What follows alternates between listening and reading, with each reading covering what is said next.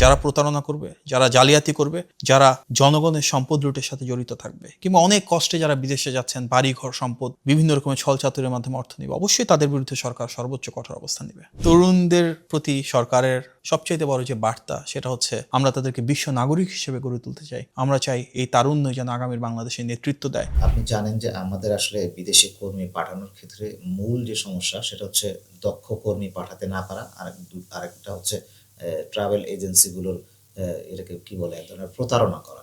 এইটা নিয়ে আসলে আপনাদের চিন্তাটা কি? যখন আমাদের প্রবাসী কার্ডটা পূর্ণ উদ্যমে শুরু হবে, স্বাভাবিকভাবেই তখন বিদেশে যারা যাবেন ওনারা সেই ইকোসিস্টেমের পার্ট হবেন, একটা স্বচ্ছতা সৃষ্টি হবে বর্তমানে যেটা হয়তো মিসিং রয়েছে। যখন আমাদের অধিকাংশ প্রবাসে যাওয়া মানুষগুলো, সেই শ্রমিক ভাই বোনেরা আমাদের একটা সরকারি কার্ড নিয়ে যাবেন, তখন আমরা কিন্তু ওনাদেরকে ইজিলি ট্রেস করতে পারবো, ইজিলি মনিটর করতে পারবো, এবং সরকারের সাথে ওনাদের সরাসরি সংযোগের একটা ক্ষেত্র তৈরি হবে, যেটা এই মুহূর্তে নেই। তো যে কোনো বিপদে আপদে বাংলাদেশ থেকে যাওয়া থেকে শুরু করে সেখানে থাকা অবস্থা পর্যন্ত ওনারা সহজে সরকারের সাথে যোগাযোগ করতে পারবেন, এবং আমরাও যে কোনো প্রয়োজনে ওনাদের সাথে থেকে পাশে থেকে সমস্যাগুলো সমাধান করতে পারবো ইনশাল্লাহ। ট্রাভেল এজেন্সি যারা প্রতারণার সাথে জড়িত তাদের বিরুদ্ধে সরকারের কেমন ব্যবস্থা নেবে বা জিরো টলারেন্স নীতি নেবে কিনা? অবশ্যই এটা প্রক্রিয়াগতভাবে তো একটা স্বচ্ছ এবং জবাবদিহিমূলক যে রাষ্ট্র ব্যবস্থার কথা আমরা সবসময় বলি, তার অংশ হিসাবে ট্রাভেল এজেন্টদের বিরুদ্ধে যেখানে প্রয়োজন অবশ্যই আমরা ব্যবস্থা নিব। আমরা যে জবাবদিহিতার কথা বলছি, আমরা বলছি এমন একটা রাষ্ট্র ব্যবস্থা যেখানে জনগণের আকাঙ্ক্ষার বহিঃপ্রকাশ ঘটবে, সেখানে তো প্রতারণার ন্যূনতম কোনো ছাড় দেওয়ার সুযোগ নাই। যারা প্রতারণা করবে,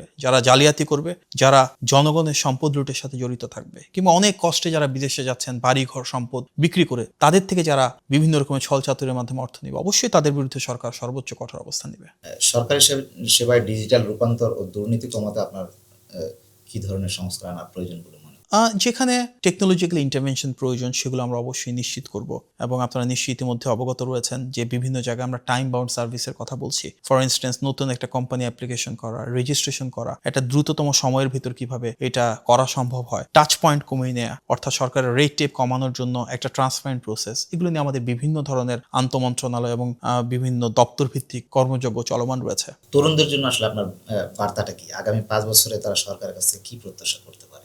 তরুণদের প্রতি সরকারের সবচাইতে বড় যে বার্তা, সেটা হচ্ছে এই বাংলাদেশে প্রতিটি তরুণের জন্য আমরা সুযোগ সৃষ্টি করতে চাই। যার যেই পেশা পছন্দ কিংবা যার যেই সাবজেক্টের প্রতি ইন্টারেস্ট রয়েছে, আমরা চাই সেখানে তারা বিকশিত হোক। আমরা এমন একটি বাংলাদেশ গড়ে তুলতে চাই যেখানে সমতা থাকবে, ন্যায্যতা থাকবে। এমন একটি বাংলাদেশ গড়ে তুলতে চাই যেখানে বৈষম্য থাকবে না, যেখানে মেধার মূল্যায়ন হবে। এমন একটি বাংলাদেশ গড়ে তুলতে চাই যেখানে প্রত্যেকটা তরুণ তার যে লক্ষ্য রয়েছে সেটাকে সফলভাবে, সেই লক্ষ্যটাকে বাস্তবায়নের জন্য রাষ্ট্রের কাছ থেকে, সরকারের কাছ থেকে সহযোগিতা পায়। আমরা এমন একটা বাংলাদেশ গড়ে তুলতে চাই যেখানে ধীরে ধীরে বেকারত্ব থেকে বেরিয়ে এসে কর্মসংস্থান সৃষ্টি হবে, যেখানে ক্রীড়া এবং সংস্কৃতি ধাবিত হবে। এমন একটা শিক্ষা ব্যবস্থা আমরা চাই যেখানে আমাদের মানবিক মূল্যবোধ, সামাজিক শিক্ষা আমরা আমাদের তরুণ প্রজন্মের ভিতরে নিশ্চিত করতে পারবো। কারণ আমাদের মাননীয় প্রধানমন্ত্রী যে স্বনির্ভর এবং সার্বভৌম বাংলাদেশ প্রত্যাশা করেন, সেক্ষেত্রে আমাদের তরুণদেরকে স্বতঃস্ফূর্তভাবে রাষ্ট্র পরিচালনায় সম্পৃক্ত করা, আমাদের তরুণদেরকে সেই প্ল্যাটফর্ম দেওয়া যেখানে তারা তাদের মেধা, মননশীলতা এবং সৃজনশীলতার বিকাশ ঘটাতে পারে, সেটা অত্যন্ত গুরুত্বপূর্ণ।